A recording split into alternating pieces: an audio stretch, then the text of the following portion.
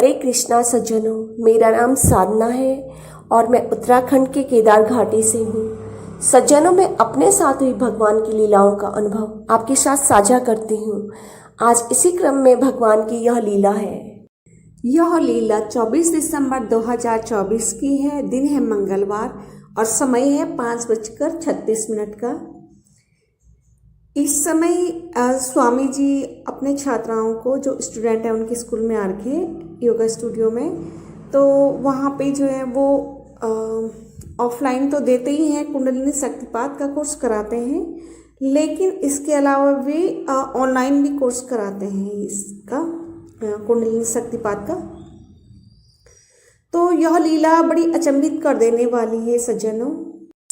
ये लीला उन लोगों के लिए है जो लोग कहते हैं कि इल्यूजन है या फिर भ्रम वाली, एल्यूजिनेशन वाली ये होती है, घटनाएं होती है जो हम भगवान हमसे बात करते हैं, ये हमारे मतलब काल्पनिक होता है, हम लोग कल्पनाएं करते हैं और कल्पनाओं के तहत ही हम ये ताना बाना बुनते हैं कि भगवान हमसे बात कर रहे हैं, भगवान अब ये वाले भगवान आ रहे हैं, अब वो वाले भगवान आ रहे हैं और हमसे ऐसी ऐसी लीलाएं रच रहे हैं।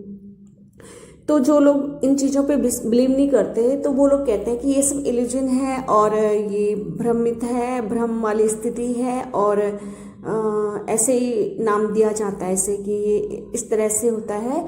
तो उन लोगों के लिए ये लीला एक मतलब उदाहरण है कि ये बिल्कुल घटनाएं ये सत्य होती हैं, ये कोई भ्रम वाली स्थिति नहीं होती है और इल्यूजन वगैरह ये कुछ नहीं है, ऐसा ये सत्य है एकदम।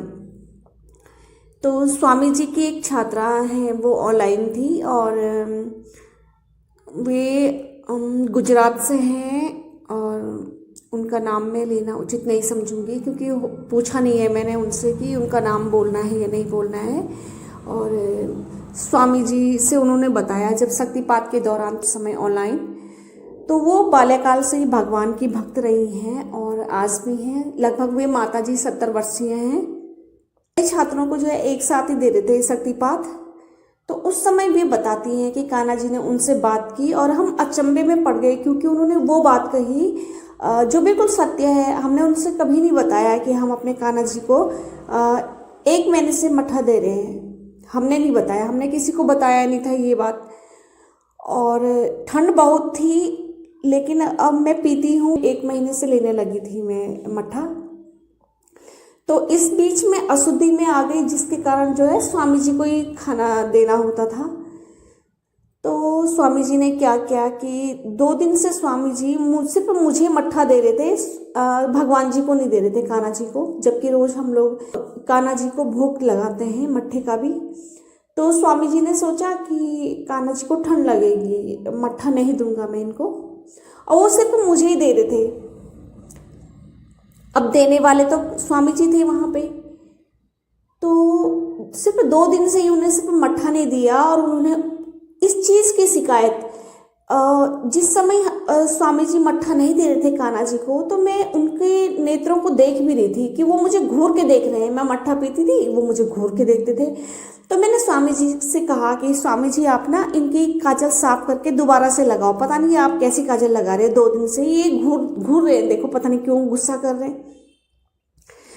तो स्वामी जी ने कहा कि तुम्हें ऐसे लग रहा होगा काजल ऐसे, मैंने कहा नहीं ऐसे तो घूरते हैं, जब वो क्रोध आता है उनको तब करते हैं ऐसे, क्योंकि पूर्व में जब मैंने कुछ ऐसी घटनाएं करी उनके साथ तो उनको गुस्सा आता, घूरने लगते हैं अपनी आंखों से, ये काजल लगी आंखों से। तो उस दिन भी वो 2 दिन से लगातार घूर रहे हैं, लेकिन मैं समझ नहीं पा रही कि वो नाराज किस चीज से हैं।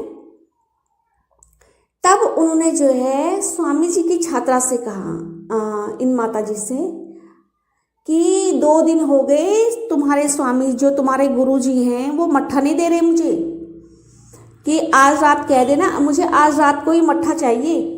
और बहुत सारी शिकायत करी उन्होंने उनसे, और भी बहुत सारी बातें बताई कि जो बिल्कुल सत्य थी, वो कर रहे थे उन दिनों ऐसी गलती और वो ऐसे कर रहे थे, वो सब कुछ बता रही हैं वो माता जी की, ऐसे कहा ऐसे कहा, और ये भी कहा कि कंबल पे लपेट के दे देना चाहिए मुझे मट्ठा, लेकिन आज रात दे देना मुझे मट्ठा, और मुझे मट्ठा चाहिए, ऐसे कहा कि भगवान ने, कान्हा जी ने।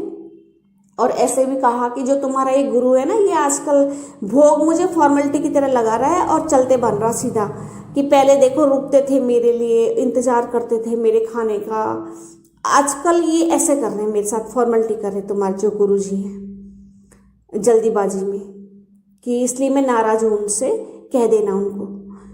तो हम मट्ठे की बात को सुन के हतप्रद हो गए, क्योंकि यह बात तो सिर्फ मुझे मालूम है और स्वामी जी को पता है।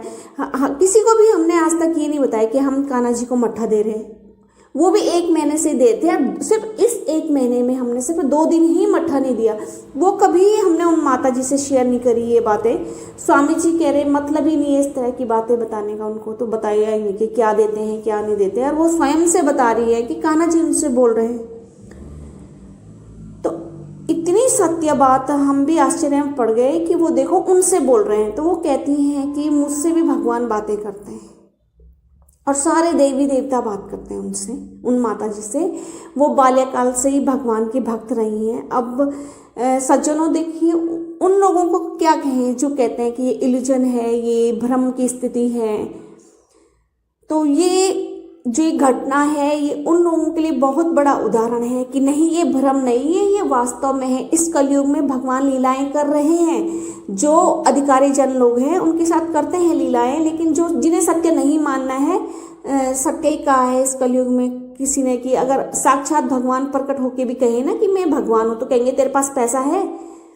बस पैसे को ही भगवान मानते हैं। और जो वास्तविकता में अगर भगवान किसी को मिल भी जाए, वो सत्य कहे भी, तो अगला इंसान कभी नहीं मानेगा, क्योंकि उसे दिव्य अनुभूतियां नहीं हुई हैं, क्योंकि वह भक्ति की पराकाष्ठा को नहीं गया है, भक्ति की उतनी चरम सीमा पर नहीं गया है। क्योंकि ये तो लेबल होता है ना, भगवान ने किस अधिकारी जन को, और कुछ उनके रखे हैं ऐसे क्या कहूँगी मैं, स्तर बना रखे हैं भगवान के कि भाई इस स्तर के व्यक्ति को मैं ये इतनी लीलाएं का वो करूँगा, और इतने मालाएं करने पे साक्षात दर्शन देंगे, इतने पुण्य फल करने पे। तो उनकी अपनी वो है, अपने वो बना रखे, उन्होंने नियम बना रखे। भगवान ने भी तो अपनी प्राप्ति का नियम बना रखा है, वरना वो छिपे हुए क्यों रहते हैं। तो ये तो एग्जाम है, पास करो, भगवान को पालो।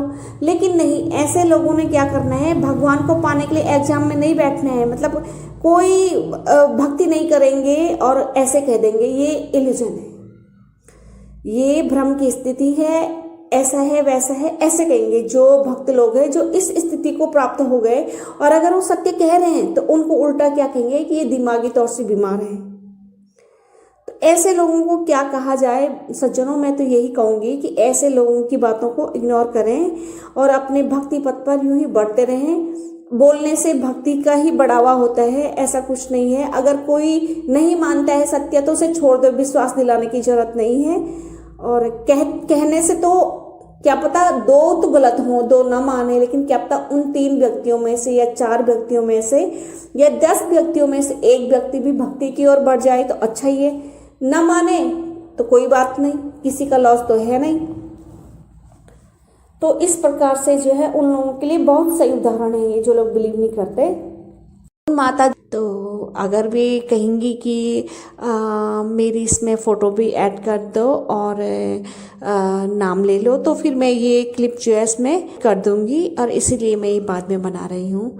ऐसी माता की भक्ति को नमन है, कोटि कोटि प्रणाम। हरे कृष्णा, हरि बोल, जय श्री राधे।